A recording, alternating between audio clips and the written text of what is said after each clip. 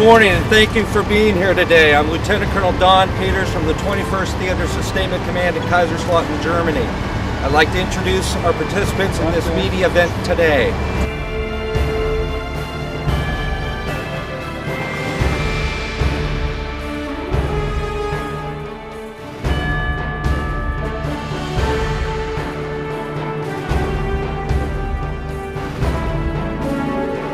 What kinds of equipment unloaded from the ship do we have here, and how many of this? Yes, sir. Well, this is a logistics task force from the United States Army.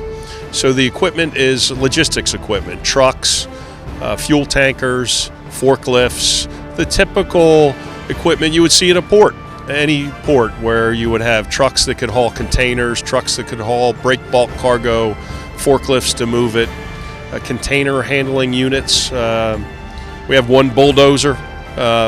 It's the logistics, predominantly logistics equipment, and it's about 311 individual trucks with trailers and containers associated. It's well over 1,000 individual pieces, but 311 trucks, mostly logistics equipment.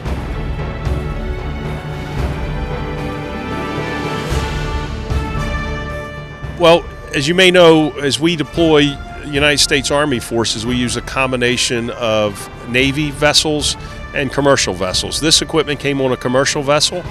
It was the Green Ridge. That ship is out of Mobile, Alabama, but it sailed from Jacksonville, Florida. So 17 different units across our Army moved their equipment to the port of Jacksonville, uploaded on the ship, and the ship came here to Gdańsk, Poland, where it was offloaded over the last 2 days, and now it'll move over the next couple days via road convoy to Porcie, Poland.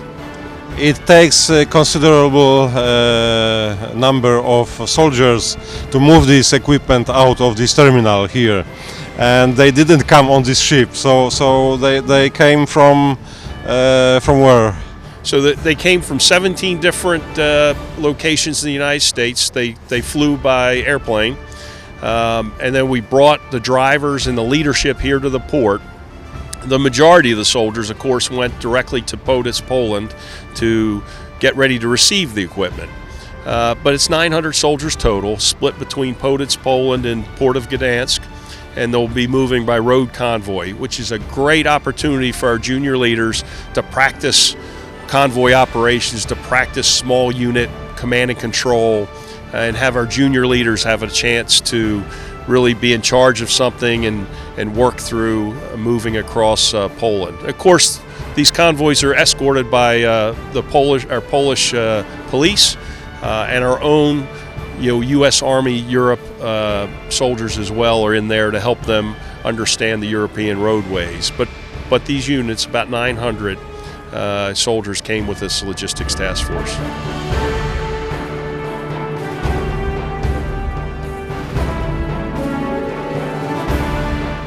How do you find this terminal, this receiving terminal, and how do you see the cooperation with the operators of this terminal? So first I tell you, we are very enthusiastic and pleased that we were able to use the Port of Gdańsk. It's a great deep water port. It allowed us to bring in a fairly big ship, a fairly heavy ship, and unload it right onto the port. As you can see, it's a beautiful facility, less than 2 years old, this deep water container terminal. So we're very pleased to have the opportunity to bring our equipment in through Gdańsk. We've brought equipment into Poland before through Polish ports. We've never brought equipment into Gdańsk, so we appreciate the opportunity. The port authorities here have been more than accommodating to us. They've given us a large section of the port in which to operate. The security of the port is phenomenal. The safety of the port is phenomenal, and we feel very at home here, and we appreciate the partnership from the Deep Water Container Terminal Gdańsk.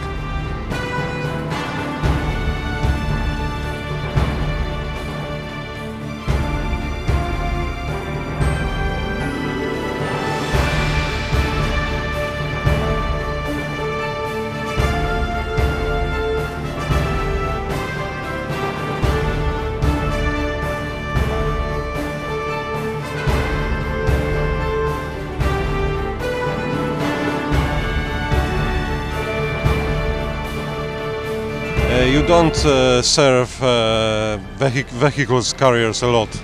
No, we don't. This is an unusual movement for us. We are a dedicated deep water container terminal.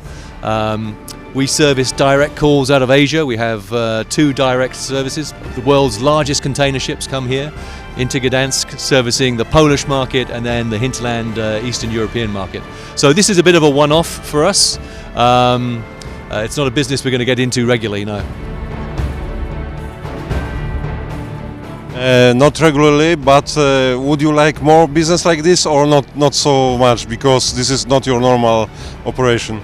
No, I mean, this really is about if we have the spare capacity, which at the moment we do. We have the space, as you can see, to lay out these vehicles in the way that the military wants them done. Maybe in the future this area will be full of containers, so I won't have the space. But whilst we have the space, then it's something we can look at and assist with. So this time this is not a big disruption to your normal operations? No, certainly not. It's gone very smoothly. There's been very good coordination between our team here at DCT and with the military services as well. It's worked very smoothly. There's been no issues, and we would be happy to host it again, space permitting.